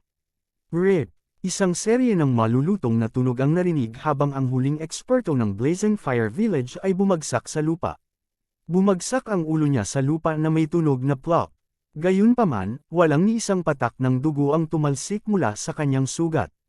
Ngayon, 5 9th level human body disaster expert ang napatay ni Yezuan. Ang lakas na ito ay maaaring ituring na top-notch sa loob ng inner sect ng Blood Rock Sect. Hindi kasama ang mga disipulong iyon ng True Energy Disaster, isa na siyang walang talo na pag-iral. Nang makitang ang 5 tao na humahabol sa kanya ay namatay na lahat sa kanyang harapan, nakahinga ng maluwag si Young Master Wind Snow. Ngayon lang, ginamit niya ang lahat ng lakas niya para ipadala ang sword strike na iyon. Ngayon, siya ay pagod na pagod at hindi man lang mahawakan ng mahigpit ang kanyang espada. Salamat sa tulong mo. Talagang gagantimpalaan kita ng malaki. Nagpasalamat si Young Master Wind Snow. Sa totoo lang, medyo natakot pa siya. Sa magulong mundong ito, kitang-kita ang pagpatay ng mga tao para magnakaw ng mga kayamanan. Sa sandaling ito, hindi niya magagamit ang Snowwind Command. Kung si Yezuan ay gumawa ng hakbang sa sandaling ito, siya ay namatay ng walang pag-aalinlangan. Gayunpaman, sa ilang kadahilanan, ayaw ni Yezuan na patayin si Young Master Wind Snow. Pagkatapos kolektahin ang natitirang 3 special ring, lumingon si Yezuan at nagtanong, "Nabalitaan ko na isa kang True Energy Disaster Expert. Paano ka nalasan? Nakarating ako sa isang nayon na may problema. Kaya, napatay ko ang lumaragassang Transcendent Utmost Exalted Divine Beast." Gayunpaman, sa hindi inaasahang pagkakataon, nalasan ng mga taga-nayon ang tubig ko. Hindi ko pinansin at dahan daw ang sabi ni Young Master Wind Snow. Nang banggitin ang bagay na ito, nahihiya siya na gusto niyang iuntog ang kanyang ulo sa pader at magpakamatay. Ang isang True Energy Disaster Expert ay talagang madaling nalasan. Kung malalaman ito ng ibang tao, tiyak na matatawa sila. Matapos marinig ito, kinumpirma din ni Yezuan na ang Young Master Wind Snow ay may magandang karakter. Hindi walang kabuluhan ang pagligtas niya sa kanya. Tungkol naman sa lason, tiyak na ginawa ito ng mga taga-Raging Fire Villa. Ginamit lang ang mga taga-nayon. Marahil, kahit ang lumaragasang Supreme Saint Beast ay sadyang pinakawalan ng mga tao mula sa Raging Fire Villa. Kung ganoon, kamusta ka ngayon? Nanganganib ba ang buhay mo? Tanong muli ni Yezuan. It's fine. Uminom na ako ng antidote. Unti-unting mababawi ang lakas ko. Sinabi ni Young Master Wind Snow na may maputlang mukha, ang pangalan ko ay Feng Wuan. Hindi ko pa naitatanong kung sino ka. Ye Zuan, alagad ng Blood Rock Sect. Dahan-daang sumagot si Ye Zuan. Nagtatakang sinabi ni Young Master Wind Snow, Brother Ye, ang lakas mo ay nakakagulat. Bakit nakasuot ka pa rin ng panlabas na disciple robe ng Blood Rock Sect? Inner disciple lang ako. Inner disciple assessment lang ang ginagawa ko, sabi ulit ni Ye Zuan. Ang sagot na ito ay nagbigay ng takot kay Young Master Wind Snow. Paanong ang Blood Rock Sect ay napakahusay ngayon? Ang isang panlabas na disipulo ay talagang naiintindihan ang puwersa ng espada, at tumalon pa sa ilang antas upang patayin ang 5 na yugto ng mga eksperto sa human body disaster. Dapat malaman ng isang tao na ang mga disipulo ng Blood Rock Sect ay kailangang lumihis nang makita nila ang mga tao mula sa Snowwind Villa. Gayunpaman, walang pakialam si Young Master Wind Snow at nagmamadaling sinabi, taos puso kong hinihiling si Brother Ye na ay escort ako pabalik sa Snowwind Villa. Tiyak na gagantimpalaan kita ng napakagandang. Nasaan ang Snowwind Villa? Tanong ni Ye Zuan. Nasa kabilang side ng 10,000 Layer Snow Mountain. Ayon sa bilis ni Kuya Ye, 2 araw lang ang kailangan mo para samahan ako pabalik. Sagot ni Young Master Wind Snow. 2 araw. Gumawa si Ye Zuan ng ilang kalkulasyon sa kanyang puso. 1 araw siyang pumunta dito. Kung gugugol pa siya ng 2 araw para pabalikan si Young Master Wind Snow, hindi ito magiging problema. Kung tutusin, nasa kanya pa rin ang Eyes of the Void. Sige, agad na tumango si Ye Zuan. Napakalakas ng Snowwind Villa. Ito ay ilang beses na mas malakas kaysa sa Blood Rock Sect. Bilang Young Villa Master ng Snowwind Villa, siguradong hindi mura ang reward ni Young Master Wind Snow sa pagliligtas sa kanyang buhay. Sa katunayan, interesado si Ye Zuan sa Snowwind Token. Gayunpaman, ang kanyang kapangyarihan sa pag-atake ay napakalakas na. Bukod dito, sa ilang kadahilanan, hindi niya pinatay si Young Master Wind Snow. Kung tutuusin, ang mga tao sa labas ay walang dalang maraming gamit. Kabanata 968. Kung pinatay ni Ye Zuan si Ye Zuan para nakawin ang kanyang kayamanan, malamang na nasa kanyang interspatial ring ang bangkay ni Young Master Wind Snow. Susunod, inihatid ni Ye Zuan ang Nalasan na Young Master Wind Snow palabas ng Myriad Layer Snow Mountain. Kuya Ye, may kamag-anak ka ba sa Blood Rock Sect? Biglang tanong ni Young Master Wind Snow nang umalis ang dalawa sa Myriad Layer Snow Mountain. Sa oras na ito, nabawi na niya ang kadaliang kumilos. Meron akong isa. Tumango si Ye Zuan. Si Luoluo ay kanyang kamag-anak. With your aptitude, staying in the Blood Rock Sect is too unfair. Bakit hindi mo siya dalhin sa Wind Snow Manor ko pagkatapos nito? Nilingon ni Young Master Wind Snow si Ye Zuan. Nang marinig ito, nang inag ang katawan ni Ye Zuan. Ito ba ay lantarang pocheng mula sa Blood Rock Sect? Gayunpaman, ito ang dahilan kung bakit niya nailigtas si Young Master Wind Snow. Ang Blood Rock Sect ay isang napakarumi na lugar, kaya naramdaman niyang hindi na siya maaaring manatili doon. Ang Wind Snow Manor ay lubos na pinuri at mas malakas kaysa sa Blood Rock Sect. Ito ay isang magandang lugar upang pumunta. Hinihintay ni Ye Zuan si Young Master Wind Snow para i-recruit siya. Kung hindi, bakit niya siya hahayaan na manatili hanggang ngayon? Bagamat mayroon pa rin siyang Eye of Control, si Young Master Wind Snow ay isang eksperto ng True Energy Disaster. Matapos malason, bagamat ang kanyang katawan ay nasa isang mahinang estado, ang kanyang isip ay hindi pa rin isang bagay na maaaring kontrolin ni Ye Zuan. Tumigil si Ye Zuan at nagkunwaring nag-iisip. Maya-maya, sabi niya, dahil ganito, ay escort muna kita pabalik tapos dadalhin ko si ate dito. Ang galing! Nagliwanag ang mga mata ni Young Master Wind Snow. Hindi niya akalain na madali lang pala siyang makaka-recruit ng isang henyo.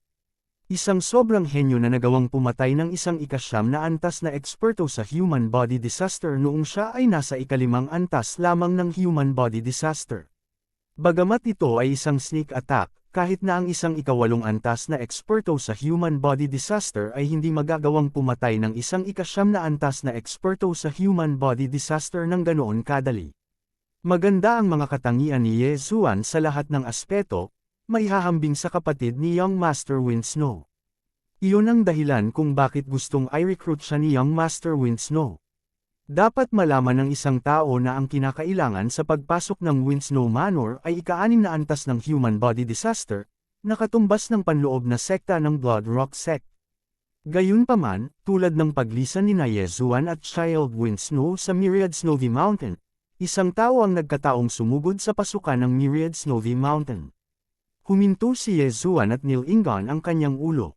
Nakita niya ang isang taong nakasuot ng uniforme ng isang inner disciple ng Blood Rock Sect na tumatakbo palapit sa kanya. Bahagyang naningkit ang kanyang mga mata nang hulaan niya ang kanyang puso. Ngayon lang nagkataon na dumaan ang mga taga Blazing Fire Village.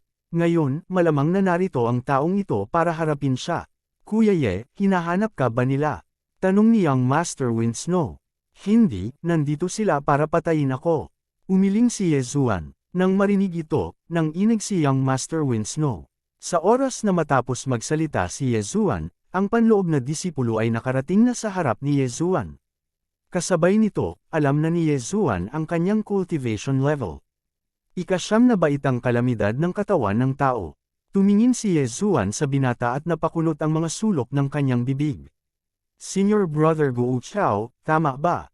Si Guo Chao ay kapatid sa ama ni Guo Liang, anak ni Elder Yang Xin. Ang binata sa kanyang harapan na nakasuot ng uniforme ng isang inner disciple ng Blood Rock Sect ay kamukha ni Guo Liang. Iyon ang dahilan kung bakit nahulaan ni Yezuan. Matalino ka. Isang masasamang ngiti ang ipinakita ng binata. Sinulyapan niya ang Child Winsnow sa tabi ni Yezuan at nagpakita ng kakaibang ekspresyon. Ang nakapagparamdam sa kanya ng kakaiba ay nakilala talaga ni Yezuan ang isang 9th grade human body disaster expert. Ito ay lampas sa kanyang inaasahan. Gayunpaman, hindi niya kilala ang Child Winsnow. Ang alam lang niya ay ang maputlang Child Winsnow ay napakahina sa sandaling ito at tila malubhang na sugatan. Kaya naman hindi niya ito sineseryoso. Senior Brother Guo Chao, nandito ka para ipaghiganti si Senior Brother Guo Liang, tama ba? Tanong ni Yezuan. Tama, narinig ko na bago ang Inner Disciple Assessment, iyong basura ng isang nakababatang kapatid ay binugbog mo. Ayaw ko mang kumilos ay nakababata ko pa rin siyang kapatid. Kung tatamaan mo siya, kapareho ng paghampas sa mukha ko, walang pakialam na sabi ni Guo Chao. Nang marinig ito, tahimik na kinuha ni Yezuan ang kanyang heaven-shaking sword. Dahil iyon ang kaso, bakit hindi ka kumilos? Tama. Bakit ako magsasayang ng hininga sayo? Matapos mapaalalahanan ni Yezuan, inilabas din ni Guo Chao ang kanyang sandata. Upang maiwasang malantad ang bagay na ito, inilagay din niya ang Child Winsnow sa tabi ni Yezuan sa kanyang listahan ng mga kill. Sa pagkakataong ito, mas marami na siyang kita. Gayunpaman, hindi talaga siya dumating sa tamang oras. Katatapos lang pumasok ni Yezuan at maging ang mga eksperto ng Blazing Fire Villa ay namatay sa kanyang mga kamay. Ano ang Guo Chao sa kanya? Anak, pumunta ka sa impyerno. Hindi na nagsalita pa si Guo Chao at direktang nag-charge pasulong. Alam niyang napakalakas ni Yezuan, ngunit isa siyang 9th grade human body disaster expert. Pagkatapos tumawid sa isa pang kadena, magiging eksperto na siya sa true energy disaster. Hindi kayang harapin si Yezuan. Gayunpaman, nagkamali siya, halos alas 12 na. Mas mabuting dumating sa tamang oras kesa dumating ng maaga. Ang mga mata ni Yezuan ay kumikinang ng maliwanag. Sa susunod na sandali, ang heaven-shaking sword ay nahati sa daan-daang larawan ng espada. 10,000 espada ang bumalik sa pinagmulan. Daan-daang mga tibak na nanginginig sa langit ang dumaan patungo kay Guo Chao. Ano? Matindi ang panginginig ng katawan ni Guo Chao. Ang una niyang reaksyon ay ginamit siya ni Yezuan ng ilusyon. Gayunpaman, hindi mahalaga kung ito ay isang ilusyon o hindi. Sa isang kisap mata, napapaligiran na siya ng heaven-shaking swords. Rip, rip, rip. Umalangaw-ngaw ang malulutong na tunog. Si Guo Chao, isang 9th grade human body disaster genius ng Blood Rock Sect, ay agad na napunit ng 10,000 swords return to origin. Flop. Ang mga piraso ng laman ay nahulog sa lupa. Parang ulan ng dugong bumagsak mula sa langit. Natigilan si Child Winsnow nang makita niya ang eksenang ito. Ngayon lang, kahit siya ay naisip na ang daan-daang imahe ng espada ay isang ilusyon. Hindi niya inaasahan na totoo pala ito. Ang mga imahe ng espada mula sa sandata ay maaaring aktwal na magkatotoo. Anong uri ng pamamaraan ito? Kung siya ay nasa kanyang tuktok, maaari niyang iwasan ito. Gayunpaman, kahit na lumaki siya ng 100 pa ngayon, hindi niya matatakasan ang pagtugis sa 10,000 Swords Return to Origin. Sa oras na ito, iniisip ni Child Winslow ang tungkol sa kanyang recruitment ngayon lang. Napakagaling niya talagang manghusga ng tao. Talagang nag-recruit siya ng napakalakas na henyo para sa Winslow Villa. Matapos mamatay si Guo Chao, lumapit si Ye Zuan at kinuha ang kanyang interspatial ring. Sa kasamaang palad, tulad ng 5 tao ng Raging Fire Villa, walang maraming bagay sa interspatial ring. Kuya Ye, ang lakas mo talaga. Hindi alam ni Child Winslow kung anong mga salita ang gagamitin para ilarawan si Ye Zuan. Kahit na siya ay nasa 9th grade human body disaster lamang, natatakot siya na hindi niya matatalo si Ye Zuan. Ngumiti lang si Ye Zuan at saka direktang hinawakan ang Child Winslow at nagpatuloy sa kanilang paglalakad. Kung mayroon siyang void positioning system sa Winslow Villa, maaari niyang direktang masira ang void at maibalik ang Child Winslow. Gayunpaman, hindi pa siya nakakapunta sa Winslow Villa, kaya maaari lamang siyang maglakad. Ang Child Winslow ay nalasan noon, ngunit pagkatapos ng mahigit 1 araw na paggamot, naka-recover din siya sa True Energy Disaster. Kabanata 969. Naunawaan din ni Ye Zuan na ayaw ni Young Master Winslow na taglayin niya ang pangalan ng isang traidor, kaya gusto niyang magtipon ng mga eksperto at direktang pumunta sa Blood Rock Sect para hingin si Luo Luo. Ang Blood Rock Sect ay hindi pa rin tugma para sa Winslow Villa, hindi pa banggitin na 2 lang ang gusto nila. Walang pakialam si Ye Zuan. Maaari siyang bumalik sa Blood Rock Sect at kunin si Luo Luo ngayon, ngunit dahil iminungkahi ito ni Young Master Winslow, maaari lamang siyang sumang-ayon. Sa katunayan, gusto niyang makakita ng eksena, na kung saan ay nabigla ang mga upper echelon ng Blood Rock Sect. Kung alam ng upper echelons ng Blood Rock Sect na naintindihan niya ang Sword Force at napatay niya ang ika-9 na baitang human body disaster na kasing dali ng pagputol ng tofu, ang kanilang mga ekspresyon ay magiging lubhang kawili-wili. Okay, maraming salamat. Nagpasalamat si Ye Zuan sa kanya. Pagkatapos, humiwalay siya ng landas kay Young Master Winslow at direktang bumagsak sa kawalan at bumalik sa Blood Rock Sect. Ngayon lang, nakausap na niya si Luo Luo, at sinuportahan din ni Luo Luo ang pagpunta sa Winslow Villa. Ang paglalakbay mula sa Winslow Villa hanggang sa Blood Rock Sect ay mga 2 o 3 araw, kaya nanatili si Ye Zuan dito at tahimik na naghintay ng 2 o 3 araw. Ngunit bago iyon, kailangan pa niyang ipaalam kay Dongxing. Pagkatapos ng lahat, siya pa rin ang nominal na disipulo ni Dongxing. Ha, Ye Zuan, babalik ka kaagad. Panipi, nagulat na sabi ni Dongxing nang makita niya si Ye Zuan. Logically speaking, dapat ay lumabas na si Ye Zuan para gawin ang Inner Sect Assessment Mission. Bakit siya lumitaw sa Blood Rock Sect? Master, hindi ako papasok sa Inner Sect. Sagot ni Ye Zuan. Kalokohan. Matapos marinig ito, agad na sinabi ni Dongxing ng mahigpit, noong araw na natalo mo si Guo Liang, binaliwala ni Elder Yang Xin ang nakaraan at gusto kang tanggapin bilang isang disipulo, ngunit tumanggi ka. Ngayon sinasabi mo sa akin na hindi ka papasok sa Inner Sect. Anong nangyayari? Panipi, medyo magulo ang Blood Rock Sect, at nakilala ko si Young Master Winslow kahapon sa labas. Inimbitahan ako ni Young Master Winslow sa Winslow Villa, sagot ni Ye Zuan. Sa katunayan, naramdaman din ni Dongxing ang magulong kapaligiran. Ngunit nang marinig niya ang ikalawang bahagi ng mga salita ni Ye Zuan, agad siyang umupo ng tuwid at sinabing, Teka, sino ang kasasabi mo lang? Young Master Winslow. Panipi, oo, guro. Nagkataon na nakatagpo ko ang lason na si Young Master Feng Zhu at nailigtas ang kanyang buhay. Kaya naman, gusto kong dalhin ang aking kapatid sa Winslow Villa. Guro, bakit hindi ka sumama sa amin? Tumango si Ye Zuan. Nailigtas si Young Master Feng Zhu. Napalunok si Dongxing ng kanyang laway. Hindi siya makapaniwala. Ang Winslow Villa ay hindi isang bagay na maaaring labanan ng Blood Rock Sect. Kung pupunta si Ye Zuan sa Winslow Villa, tiyak na mas maganda ang posisyon niya kaysa sa Blood Rock Sect. Ang Winsnow Manor ay may magandang karakter, ngunit mayroon silang sama ng loob sa Raging Flames Manor. Kailangan mong malaman ito, sinabi ni Dongxing, tungkol kay Master, kalimutan mo na. Ang mga kamag-anak ni Master ay nasa Blood Rock Sect. Higit pa rito, siya ay nanirahan sa Blood Rock Sect sa loob ng maraming taon.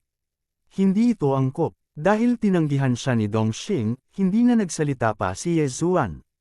Si Dongxing ay mahigit 70 taong gulang at lumaki sa Blood Rock Sect. Hindi naging madali para sa kanya na umakyat sa posisyon ng Outer Sect Hall Elder gamit ang sarili niyang lakas. Ngayong pinalitan siya ng lugar, natural na hindi siya sanay. Pagkatapos, bumalik si Ye Zuan sa kanyang tirahan. Ang kanyang tirahan ay naitayo na muli. Ngayon siya ay naghihintay para sa mga tao mula sa Windy Snow Manor na dumating. Di nagtagal, lumipas ang 3 araw. Sa 3 araw na ito, tahimik si Ye Zuan. Sa tansya niya, malapit nang dumating ang mga tao mula sa Windy Snow Manor. Gayunpaman, sa hapon ng 3 araw, clap, clap, clap, biglang pinalibutan ng maraming tao ang patio ni Ye Zuan. Binuksan ni Ye Zuan ang pinto at gulat na naglakad palapit. How dare you kill your fellow disciple? Hulihin mo siya. Isang malakas na sigaw ang kumalat. Tumingin si Ye Zuan at nalaman na ang nasa katanghaliang elder ang dumating noong araw na iyon. Kasabay nito, mayroong isang pangkat ng mga alagad na nagpapatupad ng batas sa loob ng sekta. Bago pa makapagsalita si Ye Zuan, maraming alagad na nagpapatupad ng batas ang sumugod at naghanda para hulihin siya. Si Ye Zuan ay natural na hindi mahuhuli ng ganoon kadali, kaya mabilis siyang umatras. Anong ginagawa mo? Galit na sigaw ni Ye Zuan. Hindi mo ba alam ang ginagawa ko? Pinatay mo ang iyong mga kapwa alagad. Bakit hindi ka umamin ng kasalanan? Malamig na sigaw ng nasa katanghaliang gulang. Pinapatay ang kanyang kapwa alagad. Naningkit ang mga mata ni Ye Zuan. Maliban kay Guo Chao, Zhao Ye, at sa iba pa, wala siyang pinatay na iba pang mga disipulo ng Blood Rock Sect. Hindi kaya natagpuan na ang bangkay ni Guo Chao? Kuya, sino ang pinatay ko? Pansamantalang tanong ni Ye Zuan. Ang mga bangkay ni na Zhao Yi, Wang Pang, at ng iba pang nawala ilang araw na ang nakakaraan ay natagpuan na. Sa tabi ng kanilang mga katawan, mayroong isang identity token mo. Naghagis ng token ang nasa katanghaliang elder, kung saan nakaukit ang impormasyon ni Ye Zuan. Sinulyapan ito ni Ye Zuan at nakita ang kanyang token sa devouring system. Agad niya itong inilabas at sinabing, "Here's my identity token. Huwag mong subukang mag-quibble. Pinagkatiwalaan mo ang mga disipulo ng Hall of Experience na gumawa ng mga bagong identity token. Sumama ka sa akin sa Hall of Justice at maghintay ng interogasyon." Matigas na sabi ng medyo may edad na. Ang Hall of Justice ay isang lugar na nagdulot ng takot sa puso ng lahat sa Blood Rock Sect. Kung ang isang panloob na alagad ng sekta ay gumawa ng isang krimen at ipinadala sa Hall of Justice, kahit na hindi sila mamatay, sila ay balatan ng buhay. Gayunpaman, si Ye Zuan ay hindi pa isang inner sect disciple. Elder, hindi pa ako inner sect disciple. Paalala ni Ye Zuan sa kanya. Bagamat napatay niya ang Snow Mountain Ape, hindi niya natapos ang misyon. Nang malaman niyang Zin na bumalik siya, naisip niya na hindi siya natagpuan ni Guo Chao, kaya nakipagsabuatan siya sa nasa katanghaliang elder para i-frame siya. Basta alagad ka ng sekta, may karapatan akong parusahan ka. If you dare resist, papatayin kita on the spot. Mukhang aatake na ang nasa katanghaliang gulang na elder. Kasabay nito, mabilis na tinanong ni Ye Zuan si Luo Luo kay Guo Liang, at nakatanggap na ng tugon. Young Master, sinabi ni Guo Liang na nagpadala si Master ng isang tao para i-frame ka, ngunit hindi natagpuan ang katawan, nagmamadaling ipinadala ni Luo Luo. May nangyari sa minahan ng Blood Rock Giant noong araw na iyon, kaya ito ay tinatakan. Si Zhao Yi at ang iba pa na pinatay ni Ye Zuan ay inilibing sa Blood Rock Mine. Ang kanilang mga katawan ay malamang na nabasag sa tinadtad na karne noon pa man. Sige, sabihin mo kay Guo Liang na pumunta sa Inner Sect Hall of Justice at tumstigo para sa akin pagdating ng panahon. Sumagot si Ye Zuan sa hangin. Tila hindi niya maiiwasan ang kapahamakang ito. Sa kabutihang palad, nakontrol niya si Guo Liang. Pagdating ng oras, diretso siyang lumabas at magpapatuto, at siguradong magugulat ang iba. Tiyak na magiging lubhang kawili-wiling makita ang kanyang sariling anak na tumstigo na kinulit siya ng kanyang ina. Sige, sasamahan kita. Tumango si Yezuan. At least alam mo kung ano ang makakabuti sa'yo. Malamig na bamantong hininga ang nasa katanghaliang gulang. Kung maglalakas loob si Yezuan na lumaban, talagang gagamitin niya ang pagkakataong ito para patayin si Yezuan kaagad. Iyon ay magliligtas sa kanya ng maraming problema. Pagkatapos nito, si Yezuan ay napalibutan ng grupong ito ng mga tao at ipinadala sa Hall of Justice. Mayroon ng mahigit 100 alagad na sumusunod sa kanya. May problema ang brat na ito. Naglakas loob talaga siyang patayin ang mga kapwa niya disipulo. Natatakot ako na mapatay siya kaagad. Nakita ko siyang marahas na binugbog si Senior Guo Liang noong araw na iyon. Medyo malakas siya, ngunit hindi ko inaasahan na siya ay isang napakasama at walang awa na tao, na pinapatay ang kanyang mga kapwa disipulo. Kung ang ganitong uri ng tao ay nakatira sa atin, sino ang nakakaalam kung kailan niya tayo papatayin? Nabalitaan ko na si Elder Yang Zin ay isa ring elder ng Inner Sect Hall of Justice. Deadmeat ang brat na ito. Kabanata 970. Hindi nagtagal, si Yezuan ay dinala sa Law Enforcement Hall ng panloob na sekta. Mayroong kabuuang 300 alagad na nagpapatupad ng batas at 3 matanda sa pagpapatupad ng batas sa Law Enforcement Hall. Haharapin ng mga alagad na nagpapatupad ng batas ang mga maliliit na pagkakamali na ginawa ng mga disipulo ng Bloodcliff Sect, ngunit ang 3 matatanda sa pagpapatupad ng batas ang mamumuno sa mga malalaking pagkakamali. Nang pumasok si Yezuan sa Law Enforcement Hall, nalaman niyang marami ng tao ang nakaupo sa loob. May mga alagad na nagpapatupad ng batas at 2 matanda sa pagpapatupad ng batas, isa sa kanila ay si Yang Zin. Matapos makita si Yezuan, kumislap ang mga mata ni Yang Zin, na nagpapakita ng mabangis na ekspresyon. Hindi niya maintindihan kung bakit si Guo Chao, na nasa ika-9 na antas ng human body disaster, ay nabigo at hindi pa bumabalik. Kaya naman, siya lang ang makakagawa nito.